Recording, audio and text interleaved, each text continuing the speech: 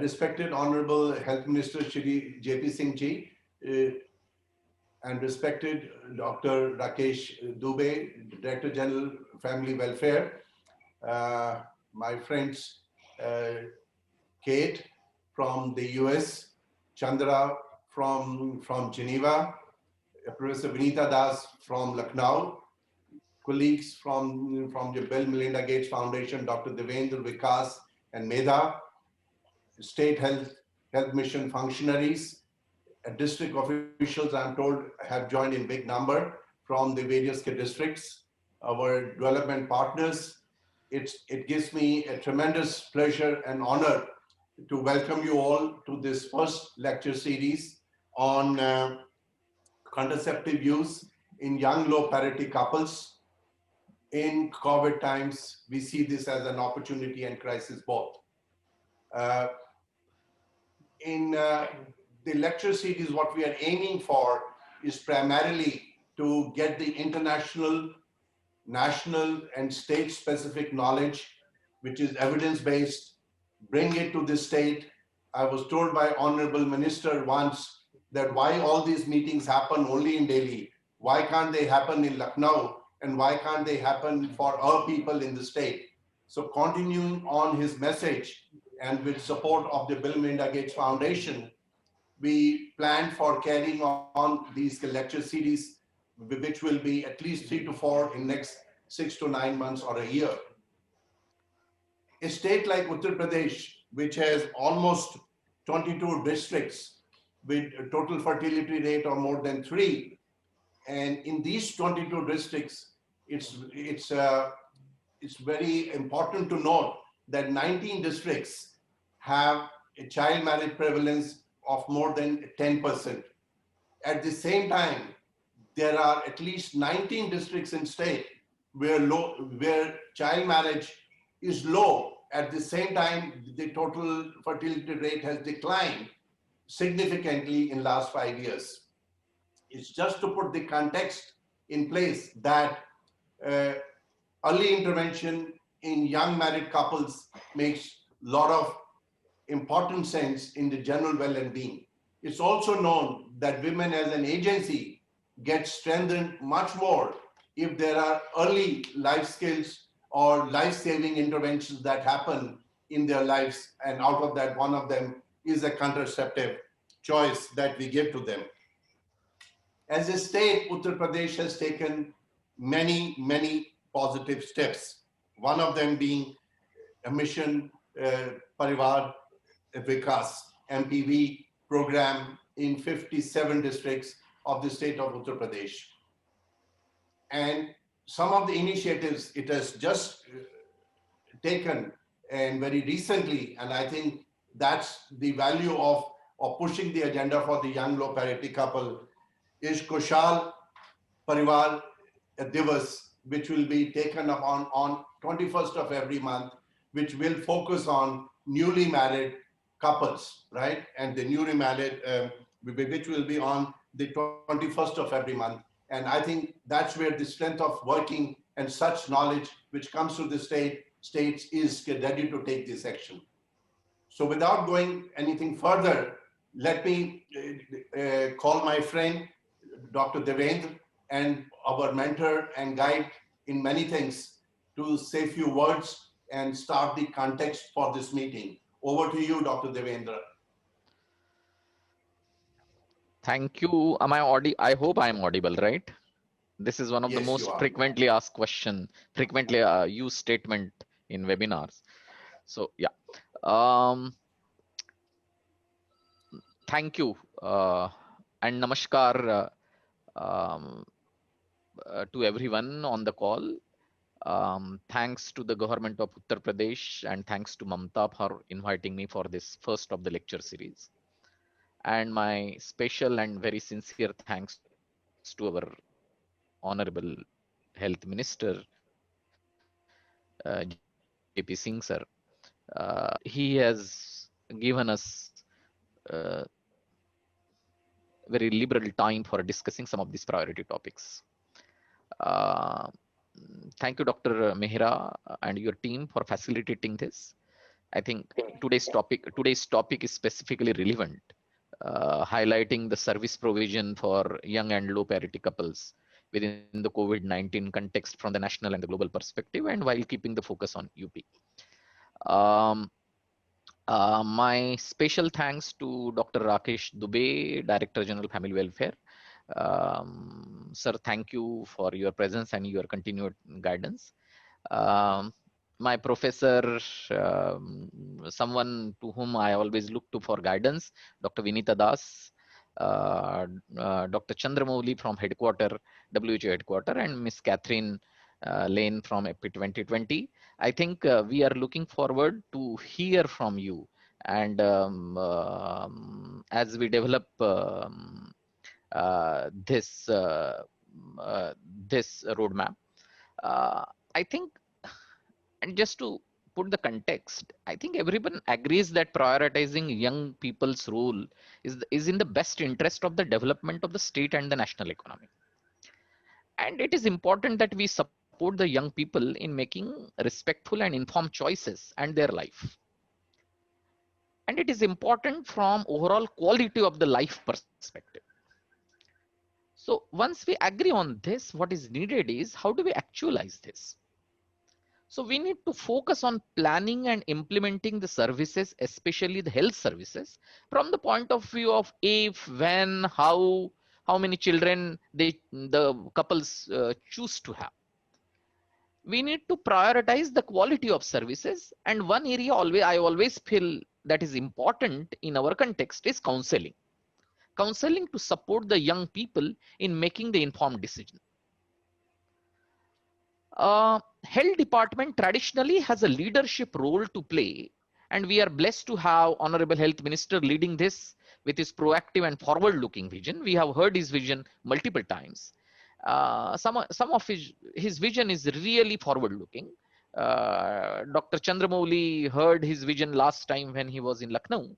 Uh, some of the recent initiative by the GOUP, like Khushal Parivar Divas on 21st of every month, appreciating young married couple, uh, uh, etc. And there are so many things which state has done in the recent past. Even in the midst of COVID, they have shown commitment for prioritizing family planning services and ensuring their availability till the last mile. Um, uh, Ensured the localized accessibility of family planning services among rural and urban residents, including the migrants who have returned home and the couples who are facing the economic instability. So this is great. At the same time, I believe that if you want to achieve the health outcomes for any geography, and particularly the areas like family planning or economic welfare of the new generation, no single department can do it alone. There is a role of multi-sector collaboration in supporting the young people to realize this potential. And I believe that health department has a leadership role to play, but it is at the same time, we also have to acknowledge that they can use their leverage for bring different departments together.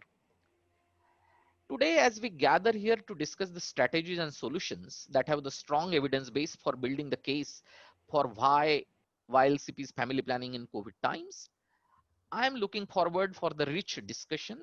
Uh, and and to be very candid, I am here completely in a learner's mode.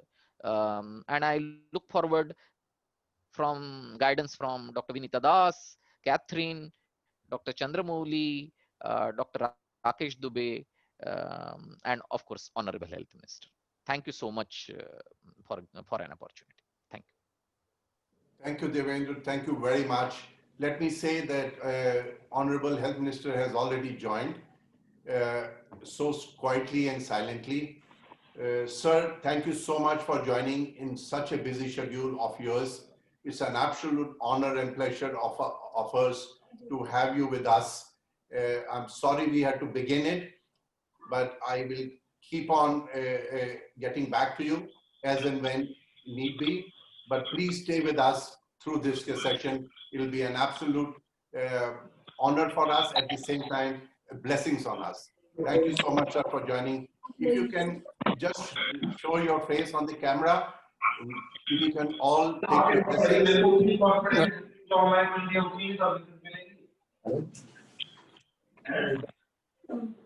Okay.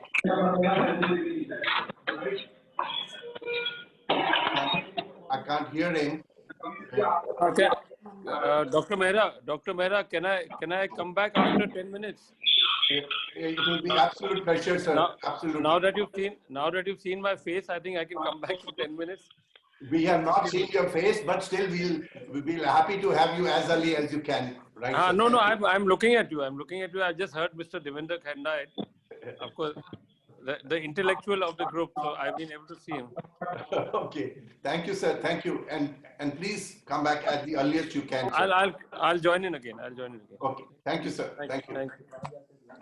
So let me take this opportunity to now invite our keynote speaker, Catherine Lane. I think firstly, on behalf of all of us, I have to convey our sincere thanks to you for getting up early morning at 5:30 a.m. That shows your high level of commitment to the issue. Thank you very much. It's a pleasure to have you. Just a line of introduction. Kate is right now the director for the adolescent and young people at Family Planning Secretariat. She has her past work has been with USAID, with Pathfinder, and has been working intensively in Sub-Saharan Africa, South Asia. In India, she has worked in Bihar and Jharkhand. So she has a significant understanding of this part of the world as much. Over to you, Kate. Without taking too much of your time, please start with your presentation. Thank you very much. We all look forward to it. Good morning and good afternoon. Good morning for me, good afternoon to everybody else. Let me see if I can share my screen. So I'm not able to share my screen, so I need permission to share my screen. Yeah, please go ahead. Or Amit, I said Amit the presentation last night. Amit, can you share?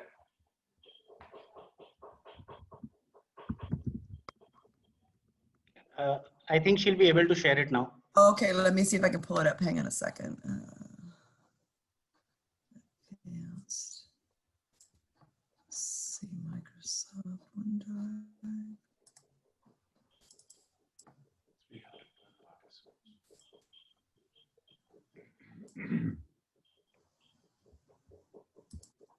Yeah, I'm having a hard time pulling it up.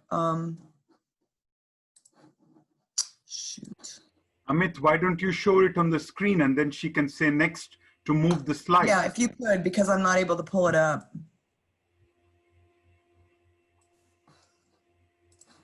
Can you see the slide now, Kate? There we go. Yeah, it's there. Great. Thank you. All right. Thanks so much. Go ahead and next slide, please. Thank you so much for asking me to come in and speak to you about this reproductive health of adolescents, young adults, and low parity couples. I just wanted to give a little bit of background.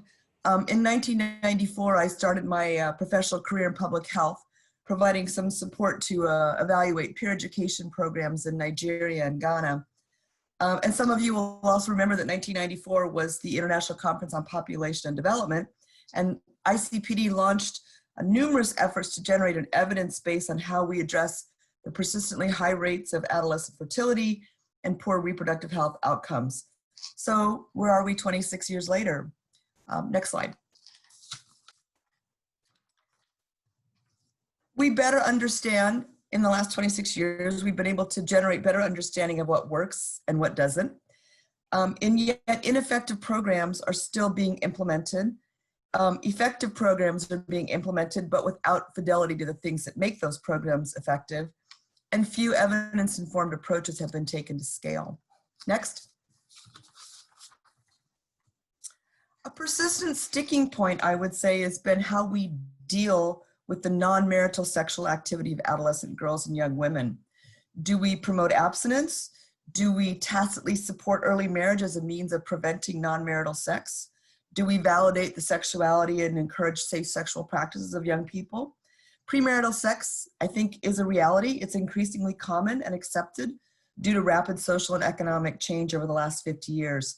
We can't keep pretending Young people are not having sex outside of marriage. And you can see in this graph here that as countries evolve and improve economically over time, the discomfort around premarital sex tends to decline. So when you look at the United States 100 years ago, we were very anti-premarital sex.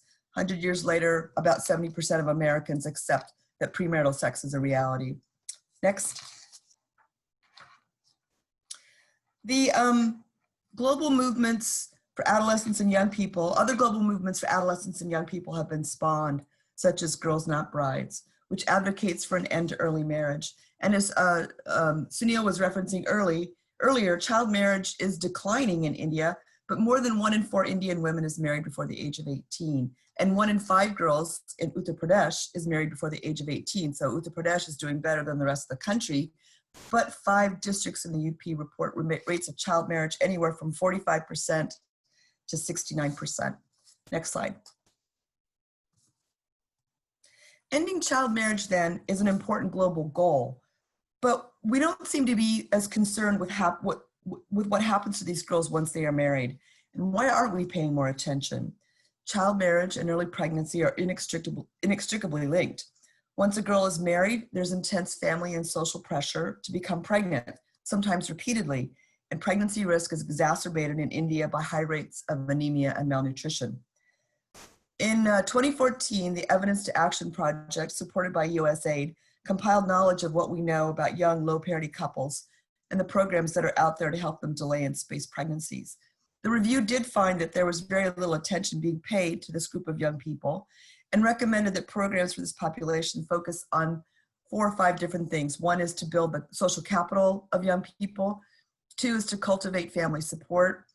3 is to create this enabling environment in terms of policy and social norms. And 4 is to make sure that young people have easy access to quality, youth-friendly reproductive health services. Next. It has proven, I think, in India and many other places, very challenging to delay that first pregnancy, especially once a girl is married. So our best options at this point continue to be preventing early marriage, keeping girls in school, facilitating their access to evidence-informed information and services, including comprehensive sexuality education, and educating families, communities, and couples of the benefits of delaying marriage and pregnancy to at least the age of 18. But we do need to acknowledge that early pregnancy does occur, and there's a clear need for youth-friendly antenatal care and safe delivery services. But we need to go 1 step further. In 2017, over 4 million adolescents and young adults gave birth around the world, gave birth to a 2nd or even a 3rd child. 40% of those 2nd or 3rd births occurred in India. Very little has been done to address the rapid repeat pregnancies among this population, and yet we find that most young people want to better space their pregnancies. Next. So adolescents and young adults who experience a 2nd or a 3rd birth often experience very short birth intervals. The average birth interval among young women aged 15 to 19 in Uttar Pradesh is 22 months, and among young women between the ages of 20 and 29, it is 28 months. So this is significantly less than the recommended birth interval of around 3 years. Short birth intervals increase the risk of poor outcomes for mothers and babies, and over half of adolescents and young adults who have just delivered would prefer to space her next pregnancy. Yet data suggests very little is being done to help these low parity young couples improve their use of contraception to achieve their spacing preferences. Next slide. It appears that providers make very little effort to counsel young women who have just delivered their first child about contraception and spacing. And research that's been supported by the Gates Foundation suggests that providers hold many biases regarding adolescent contraceptive use and its perceived effect on fertility. They may be personally reluctant to counsel adolescents about things like hormonal methods, even young people who are married, and they want to respect social and cultural norms around fertility and the expectations of families. Incentive schemes for ASHAs may even act against efforts to improve contraceptive use among low parity adolescents and young adults. ASHAs have contributed tremendously to positive increases in key health behaviors, but incentives may discourage ASHAs from promoting more effective contraceptive methods for spacing. ASHAs are incentivized to refer clients for maternal child health services and sterilization, not for clinic-based family planning methods. And in fact, the most common spacing methods used by married women in Uttar Pradesh are condoms at 11%, and pills at 2%, which are also even less effective, although it's perfectly acceptable to use the injectable implants and IUDs for spacing. Next slide. So here we are in the midst of the coronavirus pandemic, and it's exposed many cracks in the health and social systems that negatively affect adolescents and young adults. Alarmingly, child marriages and consequently early childbearing appear to be on the rise in India. Unemployed parents are reportedly marrying off their daughters due to perceived financial burden and the specter of sexual violence. Girls themselves may see marriage as an escape from conflict and stress and an elevation to adult status. We can anticipate that early childbearing and closely spaced pregnancies will increase, as well as the negative consequences of such if no effort is made to anticipate and address this trend. Next. What actions are most needed? Certainly we need to continue to prevent child marriage and keep girls in school, but these efforts can only go so far during a pandemic where schools are closed and poverty is grinding. We need to use the pandemic to think differently. This is an outstanding opportunity to pivot to address the needs of young low parity couples who are vulnerable to these risks of early and closely spaced pregnancies. This means orienting healthcare providers, especially ASHAs, and even pharmacists, to the individual and social benefits of helping these low parity young couples practice birth spacing. Training at the pre-service and in-service level should be implemented and communities mobilized in support of helping these young couples to achieve their fertility intentions. Consulting with adolescents and young adults, low parity couples, can also help to ensure that our efforts are appropriate and implemented where they're most needed. Next.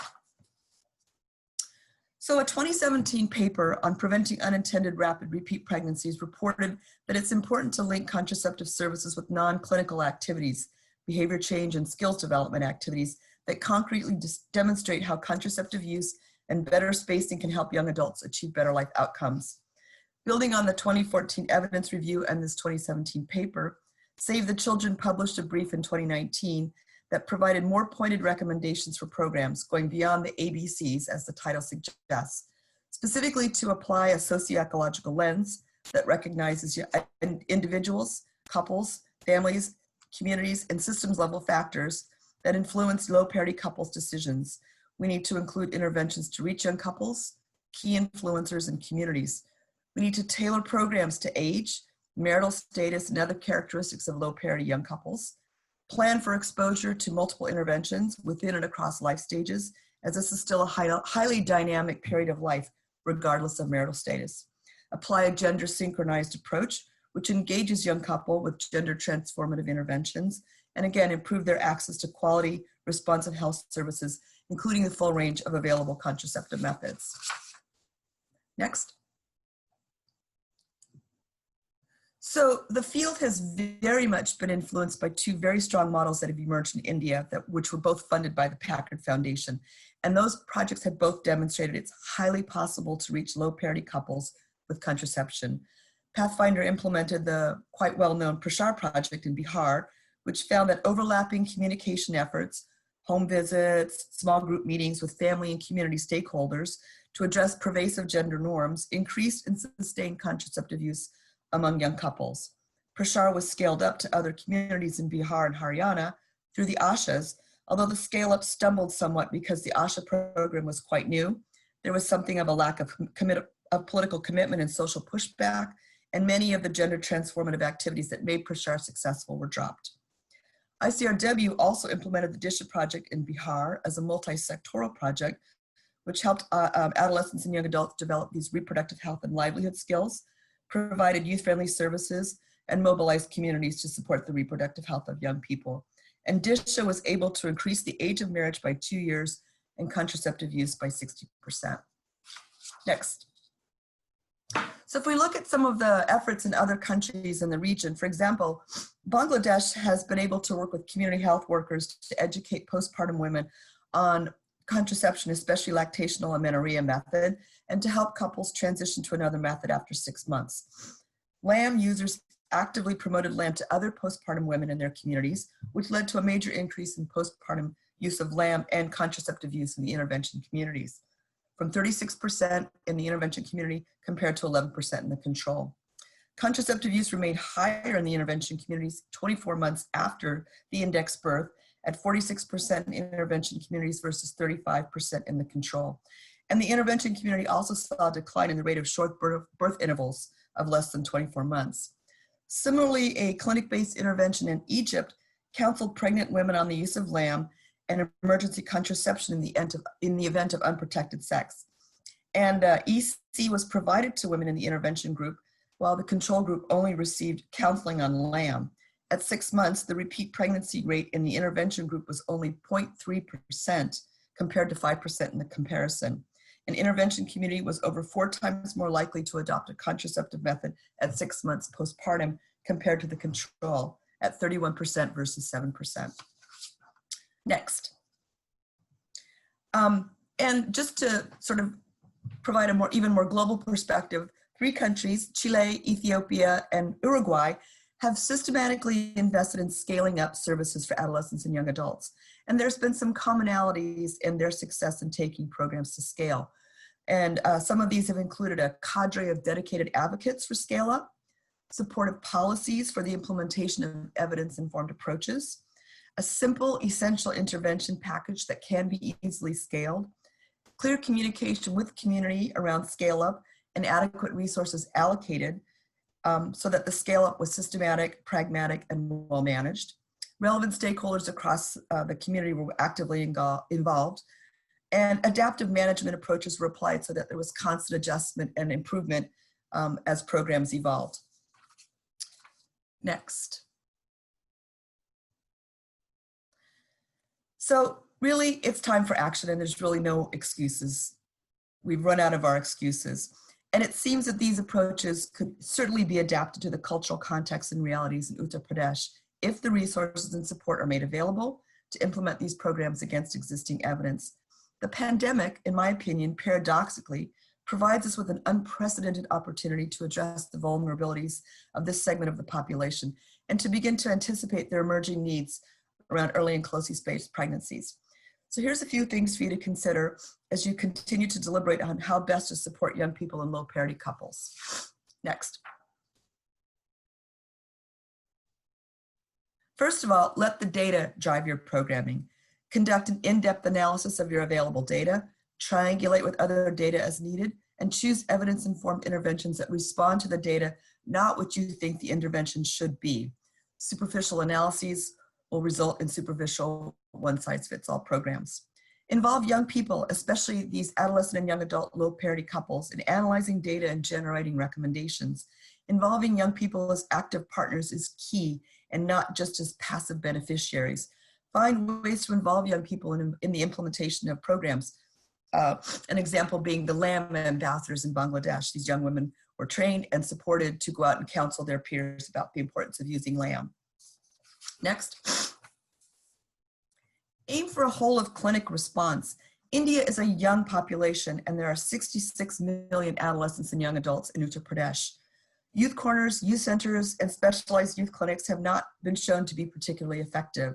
The Challenge Initiative in India applies a whole of clinic approach, working with all facility staff to provide quality care and support to adolescents and young people, and partners with young people as data analysts, advocates, and trainers. And although adolescence and young adulthood is certainly one of the healthiest phases of life, key health habits and behaviors that are formed in adolescence will influence adult health and the next generation. It is beyond time that we take steps to implement what we've learned at scale for the entire health system and not just sexual and reproductive health and maternal child health services.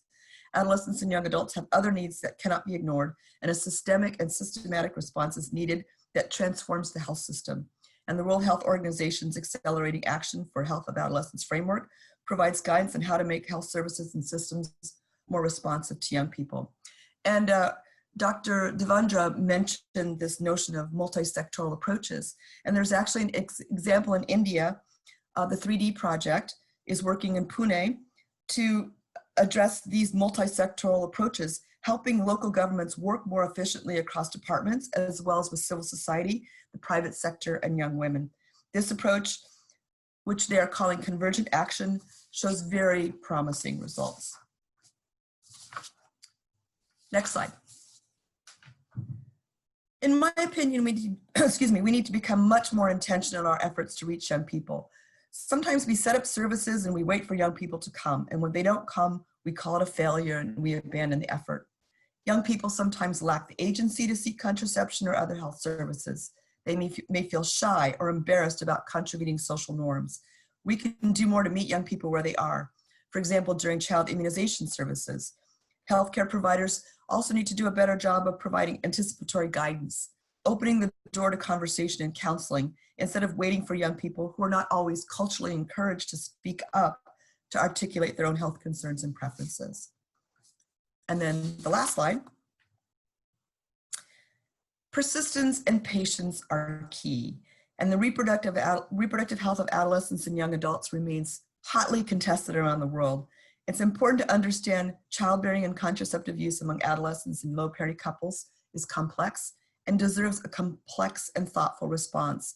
Change will not come overnight, and we need to establish longer time horizons for measuring outcomes. But if we strengthen our efforts to better target programming, rather than relying on one-size-fits-all approaches, if we develop strong partnerships with adolescents and young adults in their communities, and if we address their reproductive health in systematic and systemic ways, we may indeed be better positioned to make progress in improving their reproductive health behaviors and the outcomes of adolescents and young adults, especially these young low parity couples in Uttar Pradesh. I really thank you so much for the opportunity to speak with you all today. This is an issue that's near and dear to my heart, and I would love to see Uttar Pradesh lead the way in this work in India. Thanks so much. And over to you, Sunil. Thanks, Kate. Thank you very much for your time-bound presentation and wonderful thoughts that are there in it. We'll come to that as we move into discussion. It may be good if we can move with the panel discussion, if that's okay with everyone, right? And since it's causing problems, let me move to the panel discussion where we have three very eminent panelists. We have Dr. V. Chandramouli from WHO Geneva. We have Kate Lane, whom you have already heard. And then we have your Professor Vinita Das, who's, whom you all know. UP and Lucknow needs no introduction to Professor Vinita Das. Let's begin. Can I start with you, Dr. Chandra? My first question to you is, sir, how do you think that contraceptive uptake in COVID times have been responded by different countries? And if you could focus on one or two specific examples, that would be very exciting. Over to you, Chandra. Thank you very much. Thank you for inviting me to join the meeting today. And thank you, Kate, for a wonderful overview. Working with UNFPA, we published a document called Not on Pause, responding to the sexual and reproductive health needs of adolescents in the context of the COVID-19 crisis. And we put together a number of case studies from around the world of countries which have responded to the contraceptive needs of adolescents in the context of COVID-19. And what I'd like to do now is just to share with you three brief examples.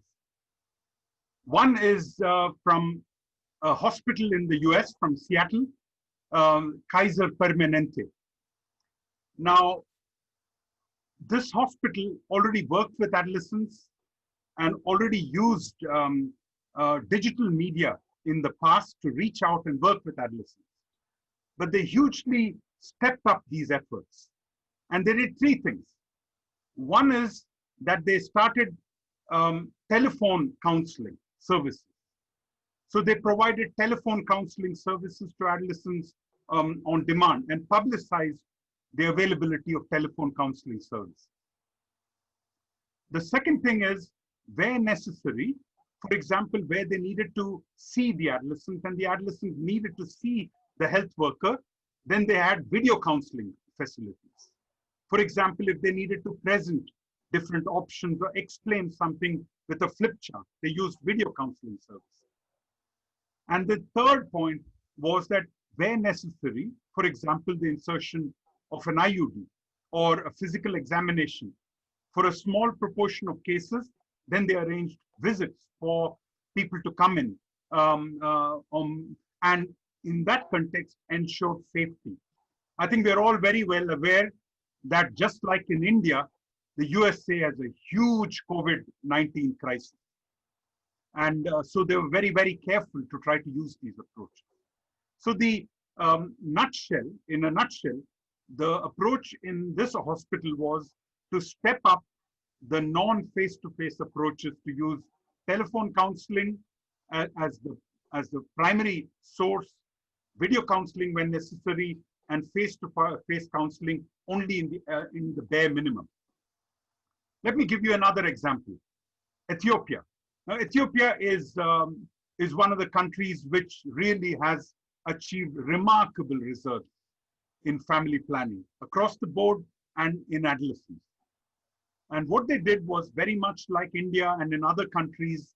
When the COVID-19 crisis came, services were disrupted, services were closed for some time. But as the situation improved, and with God's blessings and many other reasons, including God's blessings or excluding God's blessings, the situation in Africa with COVID-19 is really much, much less than what everyone had feared. So they were able to reopen. And what they did was they quickly published guidelines on responding to young people in the context of COVID-19. Within weeks, they had a guideline with every health facility. If you're interested, we can share a copy of that guideline with you. But Pathfinder International, which has been working with 4 regions of Ethiopia, set up what they call Telegram groups. Now, I'm 62 years old. For oldies like me, Telegram is another means of digital communication like WhatsApp. But here, you can use huge numbers of people. There were 1,500 people in Telegram groups, and they set them up in each region to give them information and to bring them up to date. And as soon as the situation was stabilizing, the government reopened facilities and provided special support to revitalize and re-energize services. Services are now available in full in many parts of the country. And in addition, to respond to the challenges of young people being left out of services and the whole point that Kate mentioned about risks of child marriage and unintended pregnancies, they've actually expanded service provision to young people. We are happy to share a whole series of examples from around the world, which we have published from Fiji, from Uganda, from Kenya. A number of countries have put in place services. But I'd like to end with a very interesting example from India. And I have come straight away, so I didn't get time to have lunch or anything like that. I hear someone speak, but I'm just going to continue unless Sunil tells me to stop. So in India, you have a wonderful initiative called Love Matters. Now, Love Matters is a digital communication means for reaching young people. What India has not been able to achieve through its sexuality education, Love Matters has been able to achieve through reaching young people with very cleverly crafted messages on sexuality and on reproduction. And what Love Matters has done is it's developed a bot.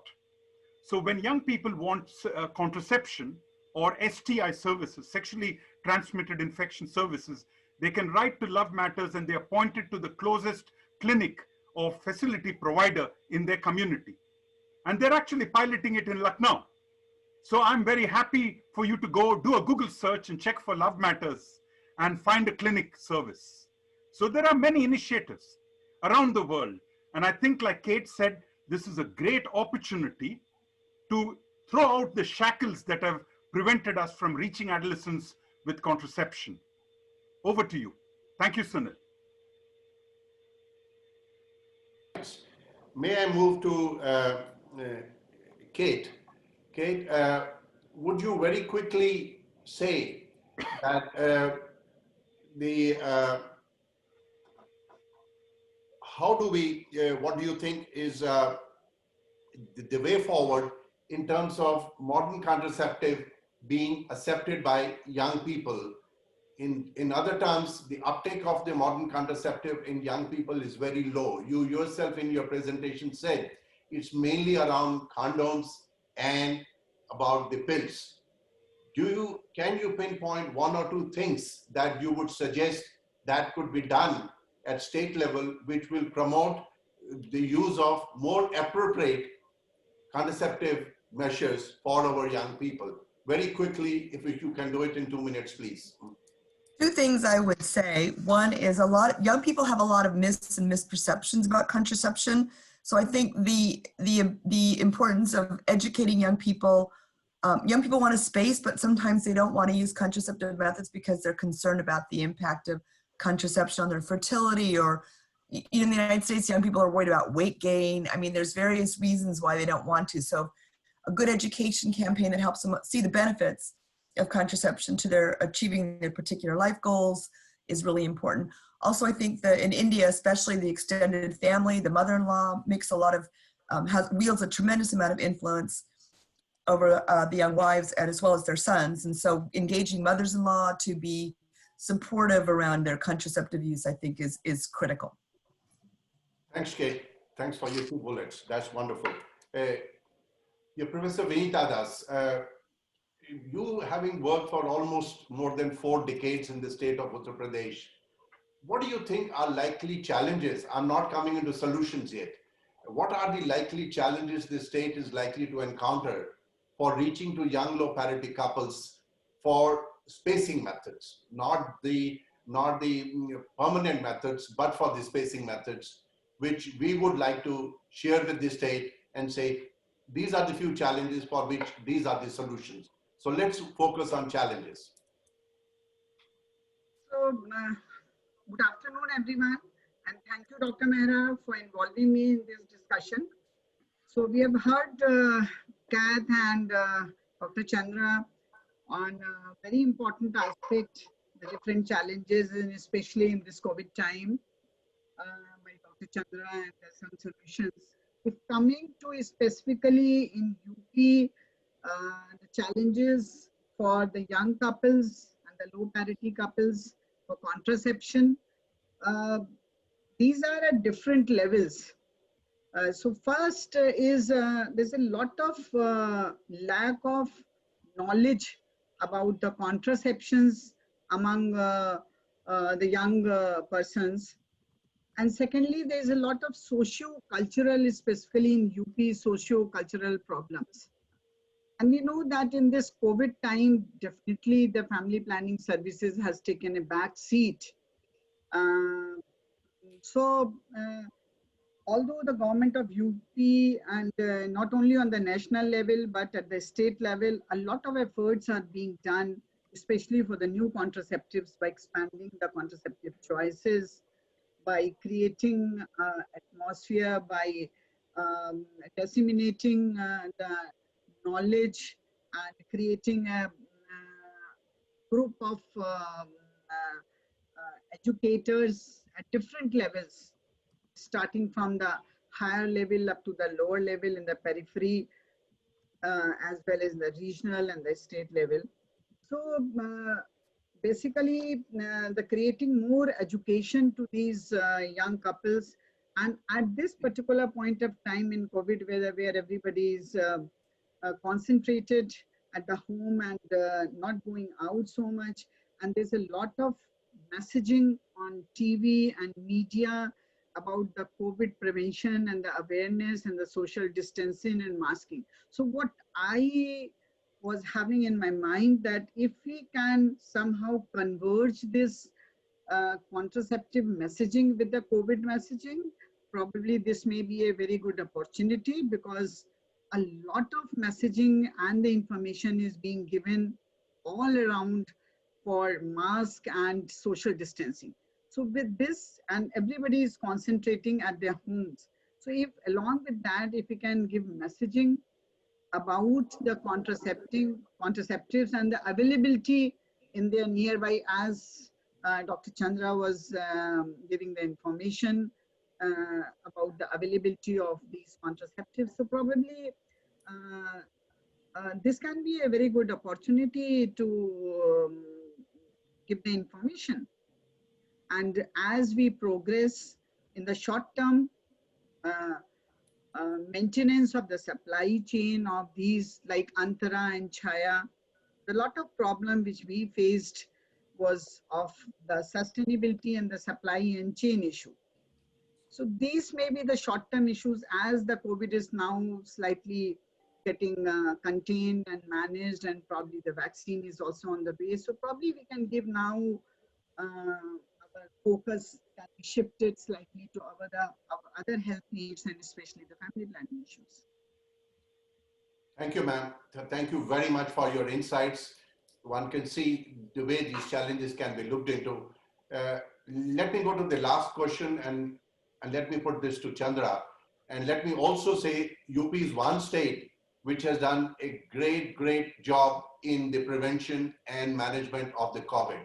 Is one of the leading states, and I must compliment the Honorable Health Minister here for taking upon himself to monitor and to look into the efforts for the COVID prevention, which tells us that having done that absolutely brilliant task, what can we do in the given context to open up the family planning services through various digital technologies or various guidelines that, in fact, Government of India has issued guidelines, state has issued guidelines for reopening of the RKSK services, youth-friendly, adolescent-friendly services. That has already happened. Guidelines are in place. Chandra, my question to you is the overarching question.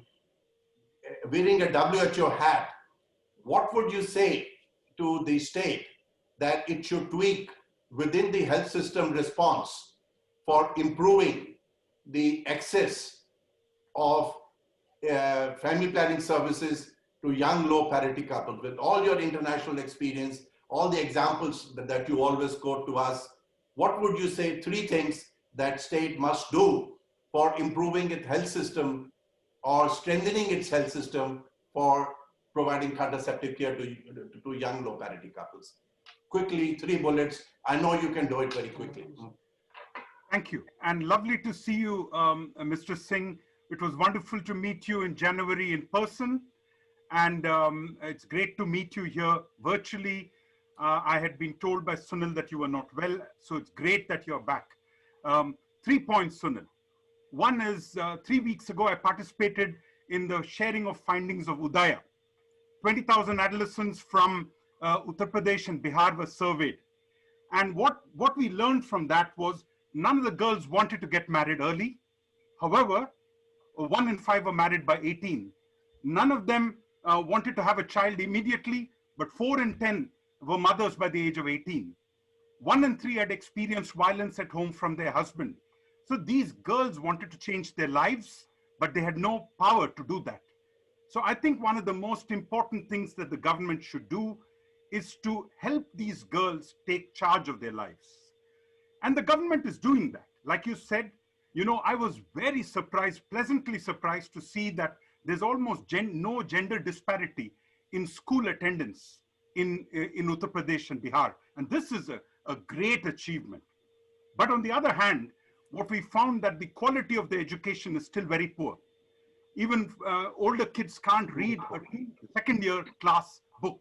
So I think, although you asked me for a health sector response, I don't think we can talk about a health sector response without acknowledging the powerlessness of the adolescent girls. So we have to work around them. Now coming to the health sector response. Again, Uttar Pradesh has many things to be proud of. Institutional delivery has improved. Antenatal care levels have improved.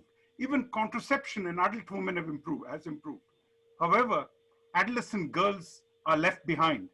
And although, for example, many adolescent girls have universal antenatal coverage, only 1 in 50 had all the 4 visits. So I think what the government needs to do is to focus on the adolescent girl with quality. And with quality like Bangladesh has done, like Ethiopia has done, and improve the way in which the health system is working with the adolescent. So you do not need new facilities or new staff, but you certainly need a new orientation of the health worker to respond to the adolescent girl, like the basic health extension worker in Ethiopia. And my third and last point is in a big country like a big state like Uttar Pradesh, which is like bigger than many countries, the focus has to be at the district level. You yourself said in the introduction, Sunil, that there are huge disparities in levels of child marriage. And the state is important. Mr. Singh's vision and support is important, but the real action has to be at the district level. Good quality district management.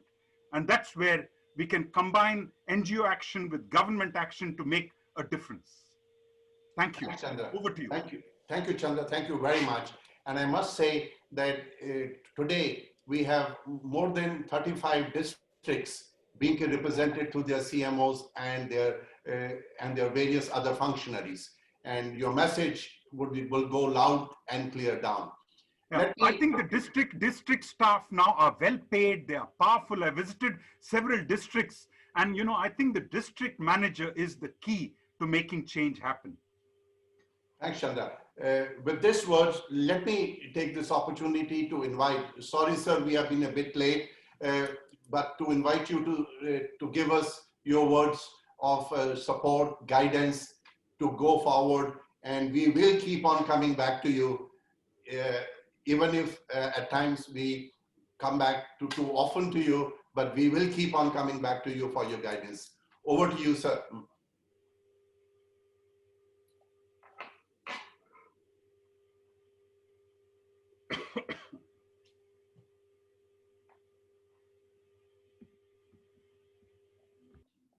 Dr. Mehra, have you given me permission to speak? Yes, sir. It's okay, because I'm sorry, I'm connecting to you from driving in a car. I had to go for an urgent meeting to a district, and there may be a little bit of communication difficulties also, maybe. But otherwise, thank you very much for getting me on board, and I thank you, your Mamta Group, and Bill Melinda Gates Foundation, and welcome to all the partners who are listening on to this webinar. And a very important issue which has been brought up by you on family planning. And of course, as I just heard a little bit of Dr. Chandamoli, who had given very good inputs on the work which has been done in Ethiopia and Bangladesh. And maybe we should learn something from these countries and how to create an environment of such a kind in UP, which is equal to many countries, and to ensure that the adolescent child and the family planning system works properly. Now, as you know, we've all gone through a huge COVID pandemic. In fact, we're still going through it. And the COVID pandemic made us look inside also, while managing the whole state. And while a lot of programs got delayed and a lot of programs were not being able to be sustained because of the COVID. But now we've started doing everything possible, and all our programs, all the health programs which were delayed have been restarted, right from immunization for the newborn child to TB fact-finding machines, all that which was held up. And of course, a lot of emphasis on institutional deliveries, which also went for a little bit of a slow thing, and family welfare and connected to that. So UP, of course, has a huge responsibility for our population, which in most it is a large population. The villages is still very illiterate. So when you talk of illiteracy still prevailing in UP, you are still seeing figures of, as your NFHS figures are, out of which 21% of women aged between 20 and 24 years are married before the legal age, that's 18 years. And the same thing goes for men also. The men aged 25 to 29 years, out of that 29% are married before the legal age, and over 34% men in rural areas marry at the age less than 21 years. So this does have an impact on the socio-economic status of families, and many adolescents are compromising with the safety, health and development. But this is the issue which is at the heart of all our health issues also. While we are taking care of the pregnant mothers and making sure that they are given good medical treatment and good some sort of a subsidy amount straight into the account so that they are living a healthier life and they get married at a legal age, and so that they deliver healthy children also. Now, while we are doing this, we are also connecting these programs to the family planning program, under which we renamed it Khushhal Parivar Divas, which we just celebrated just now, I think on the 21st or something, just recently. And a lot of emphasis on this is also on institutional deliveries. So institutional deliveries, when you the first child which is born, we are thinking also in terms of giving some incentive to the child, that if you space out your children, I mean, at least space it out to 3 years minimum. So we give you another form of incentive, which will make you go on, so that your spacing out will give you healthier children and a better life, sustainability. The other thing which the government of UP has also done, apart from the medical side, is also started this Kanya Sumangala Yojana. Now that is for the girl child. A girl child, the moment she is born, she gets some form of money which is deposited into her account in a fixed deposit system. And up to the time she studies up to inter college, the total amount of money which is given to her is about 15,000. And of course, in between that, she must have all her medical immunizations and a whole lot of other things and all that has to be done. All that. And then after that, when the girl child needs to be married, then the government supports the entire marriage system also, where we have a community marriage, which is going on in Uttar Pradesh under the leadership of Yogi Adityanath. And this was started about 2 to 3 years ago, where in every district we get couples together who want to get married here from poorer background. But we also tell them that you can only get all the government benefits if you are over 18 years of age. So we've started using this as a tool also to convince people that you must get married after 18 years. When the marriage takes place on a community basis, we not only provide them with a lot of, as you say, dowry, some form of dowry, a lot of equipment is given to them, a lot of household goods are given from the government, but also we give them a small packet of contraceptives, which teaches them that how you must use it. That is where we come in.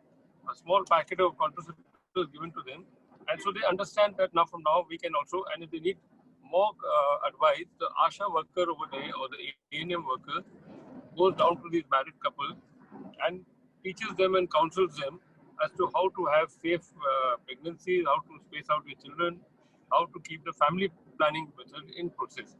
So this is how we tie up from different government schemes and try and ensure that not only literacy also is upgraded in the girl child. I mean, we try and encourage her to read as much as possible to reach the level of intermediate college at least, where then she can think of her career. A lot of them do.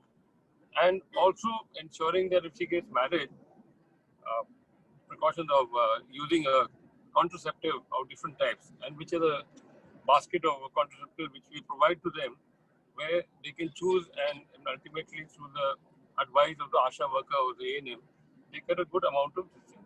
So these are basic things which we are already doing. And apart from that, your partnering us in UP is also a big help, because you've also done a lot of adolescent counseling in certain districts.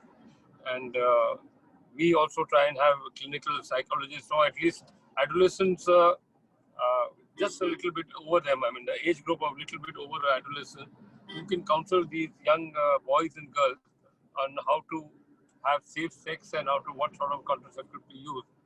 So these are things which are very important to us, and we are using this Khushhal Parivar Divas to focus on these issues. So this also brings down the IMR and the MMR also, which of course is a very crucial issue and which needs to be addressed as much as possible. So to gain a lot of lost time which we've had in the last 9 months, we've restarted our program, and now we are through our whole network.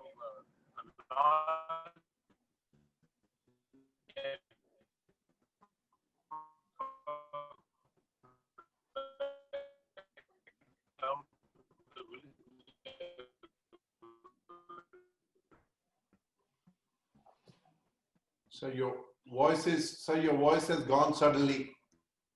Your voice is suddenly gone.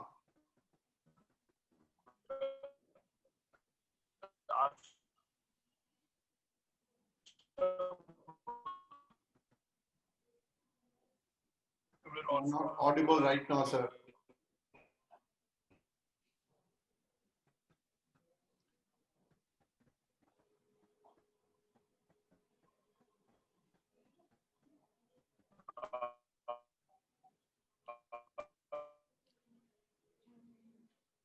Sir, we have lost your connection. From counseling to these young couples. We've identified them. We also have new couples who are. Is my voice coming back now? Yes, it is Okay, coming now back, can you sir. hear me? Yes, we can hear you now, sir. I'm just getting. Okay, so I've gone onto my mobile phone. So one has to. Yeah, so one has to keep alternate ways of getting connected. Thank you, sir. Thank you. I think my voice is resounding a bit, but I will just add a few more points by saying that your Mamta group is also helping us in these in the addressing Sir, if you can, program. sir, if you can disconnect from your iPad. As many couples as possible. Sir, if you can disconnect from your iPad and be only on your telephone, your voice will not echo. Okay, I think.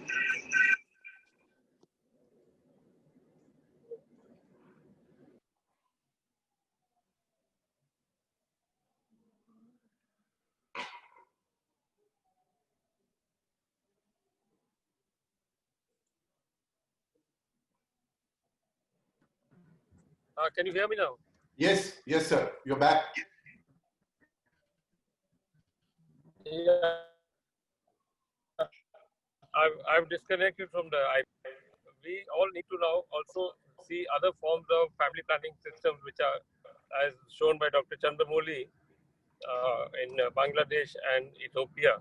And where I noticed a little bit that the literacy is a little higher, because as much as possible, we have government schemes to ensure that the child, the girl child or the boy goes to school with lots of incentive given to their families, and ensure that they are at least literate till the inter college, because that makes everything much more easier for them to understand about contraceptives, about family planning. So these are things which we are trying to do over here in UP, and I think those are the points I wanted to just stress on. Thank you very much, Mr. Mehra, Dr. Mehra. Thank you so much, sir. It has been absolute honor for us. And I can't thank you more. Sitting in a car with your mobile, with your iPad, you seem to be more technology savvy than many of us. I'm learning from you all. But thank you so much for joining us, sir. And only one word, that the multi-sectoral approach to adolescent health is going to help us, which I spoke to you in my last meeting. I have sent in your mail a kind of a 3-pager for you to consider a task force on adolescent health. With Yes, you send me the mail. I remember you spoke to me about it. I will speak to everybody connected. Right. And sir, I will now hand over to Vikas for almost summarization, and thank you to everyone. Over to you, Vikas.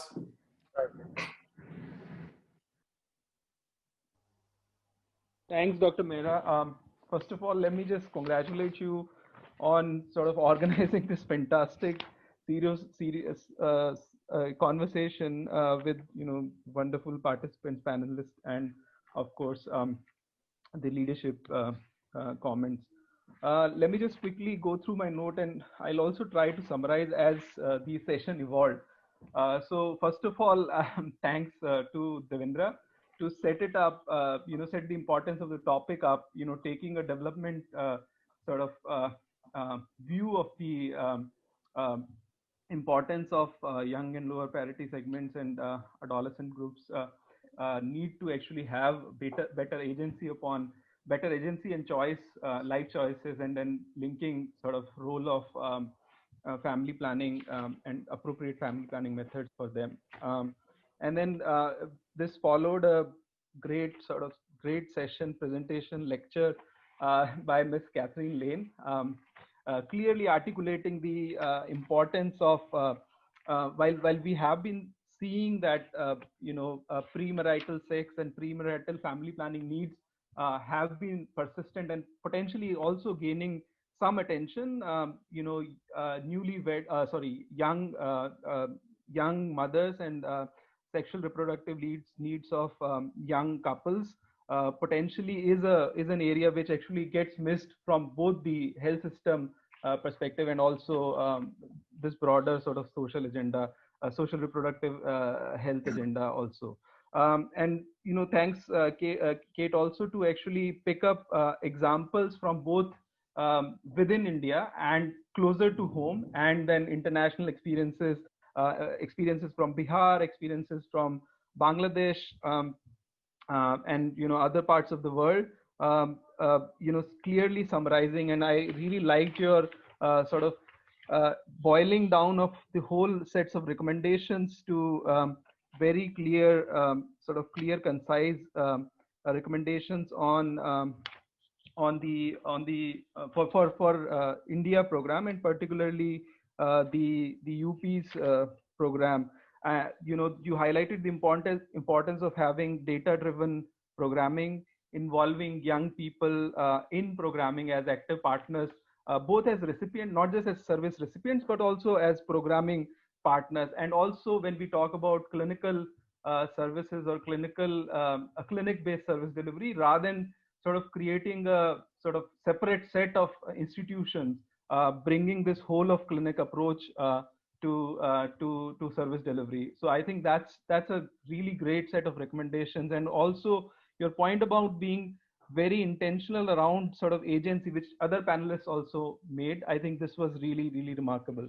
And thanks, Dr. Chandramouli, for both being part of the panel and also highlighting recent examples from the hospital in the US, Ethiopia, and another country which again from India again, but highlighting the importance of actually being adaptive in the face of the epidemic, and taking approaches which are youth friendly, and at the same time continue to sort of prioritize. So really remarkable examples of using digital to connect with young population, and then moderating adapting the service delivery models to actually ensuring that the contacts with the system are as per need, and otherwise there is a good sort of education using digital means. And Kate again, your three words of wisdom around actually two major recommendation around around addressing better communication around to address myths and misconceptions regarding modern contraceptive methods, and engaging family-based influencers such as mother-in-laws in our communication efforts were great. And Dr. Vinita Das, as always, very practical suggestions regarding improving contraceptive messages and integrating actually contraceptive messaging potentially with COVID messaging, which this is something also actually I would say UP tried in last few months where they initiated this campaign called Zaruri Hai Baat Karna, which had both COVID messages as well as family planning messages. So really point on suggestion on that, and importance of addressing supply chain issues. And then thanks Dr. Chandramouli for highlighting Udaya findings, and bringing back the focus on not just health system related interventions, but also looking at other sectors to actually converge efforts across sectors to improve uptake of services amongst young and addressing their needs. So you highlight importance of quality of education, then importance of quality focused programming for adolescents, as a part of health system quality of ANC, quality of other services, and integrating family planning, and then continued focus on district management and combining how NGO action and government action actually could bring back could strengthen the programs. And then thank you so much, Honorable Health Minister Mr. J.P. Singh, for not just being a part of this conversation, but also being a champion of young and lower parity segments, adolescent family planning issues, and ensuring that government remains focused on programming for them, and actually creates initiatives which address the needs of these target groups. And as always, you articulated the importance of not just being health system focused, but also sort of integrating with other departments to ensure that the socio-cultural issues around some of these challenges are also equally addressed. And really congratulate government of UP on the initiative Khushhal Parivar Divas, which actually integrates family planning and maternal health services, brings focus on institutional deliveries, and at the same time attention to young couples by engaging them in sort of family planning conversation, distribution of contraceptive kits, etc. And at the same time talking about the importance of the initiative, to take a life cycle approach to improve young women's agency over their life choices by promoting their school retention, and at the same time having meaningful choices about their sort of age of marriage potentially, and also family planning methods. Sir, you also highlighted the importance of learning from Indian and other international contexts, and this group, through this group we fully commit to actually bring those learning and integrate them in UP's health system context. And towards summarizing, I just wanted to sort of bring back a few sort of highlights which actually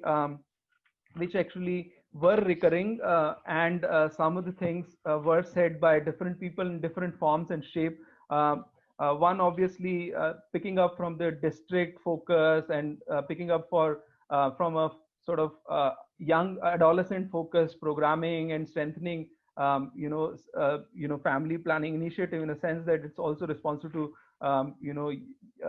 young people's needs. There's this need for having a sort of broader roadmap for state with an explicit focus on young and lower parity segment. And this focus on quality of services actually came up as one of the themes during the conversations. So some of the mechanisms which have been put in by the system, such as state quality assurance committees, etc., which could be revived and sustained to ensure that even the programming for young people actually remains to the quality which it needs. And finally, coming back to Kate's original sort of recommendation around data-driven programming, I think that's a really, really important thing. And I think UP has been doing a lot of work in this space, bringing data and using it for decision making. COVID was a great example where sort of unitized beneficiary level data was used by the state and regularly reviewed to make decisions and tweak programming. Same ways, bringing back focus on leveraging data on family planning services. First, actually ensuring that segment-wise data is available, and second, the leadership actually looks at that data and actually periodically potentially reviews that information. And again, sir, if you're still on the call, we'd really request your sort of continued support in this space by continuous periodic reviews of the program, specifically program indicators for young and lower parity segment.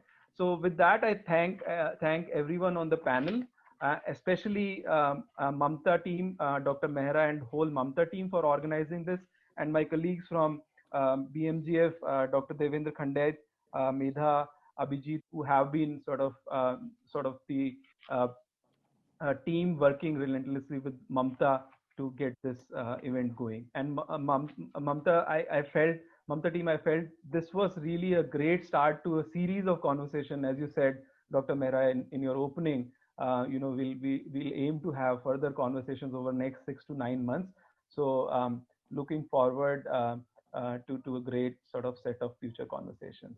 With that, thank you so much for giving the opportunity to summarize. Thanks, Vikas, and thank you everyone for being with us. Thank you for, in the end, talking about state quality assurance. That could be one indicator which could be indicator driven, and that gives an opportunity to bring back quality across the reproductive mental health, while especially focusing on family planning and bringing the indicators on young low parity couple.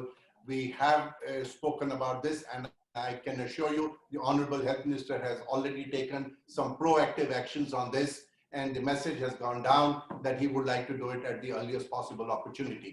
But once again, thank you all, especially thank you, Kate, for an early morning intervention. Chandra, thank you so much. You are the busiest man these days on the webinars, right? I can see you doing a lot of such work across the globe. And thank you, Professor Vinita Das. It's too early in your retirement, but we are going to continue to come back to you to get your inputs on various aspects of our work in the state of Uttar Pradesh. Thank you. Sunil, I need one last word, please. One last word. Kate mentioned the importance of involving young people. Vikas amplified that. And I think if you're talking about quality, it should be quality as defined by young people too. So we need accountability by young people. Should not be just government functionaries or funders or UN agencies saying that this is quality. We really need the 18-year-old woman who has no power to tell us what quality is.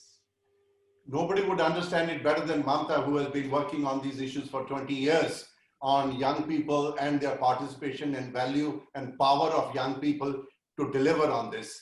The effective mechanism are the critical issues. And can these effective mechanisms come from district and above so that the voices come from below and not just few of them who become the ambassadors and gradually join the UN systems over a period of time. That's my journey with a lot of young ambassadors for last 20 years. And that's where I say all of us have to make it happen at district, where that women you're talking about gets a voice. That's where she can bring into village health plan, from village health plan to the block, to the district. The young people sitting at the country level or at the state level have usually joined the UN systems. I can name quite a few of them, and they are the global travelers. What we want is district and below, which you people have been emphasizing. And this is something we will try and do our best to happen in the state. Thank you, everyone. We'll continue this discussion. Thanks all of you for being in this meeting. Thank you. Thank you. Thank you. Thank you, all of you. Thank you. Thank you very much. Thank you so much. Thank you so much. HM sir has already tweeted about it. Bye-bye. Thank All you. right. Thank you for so much. everything. Thanks for all your help on it.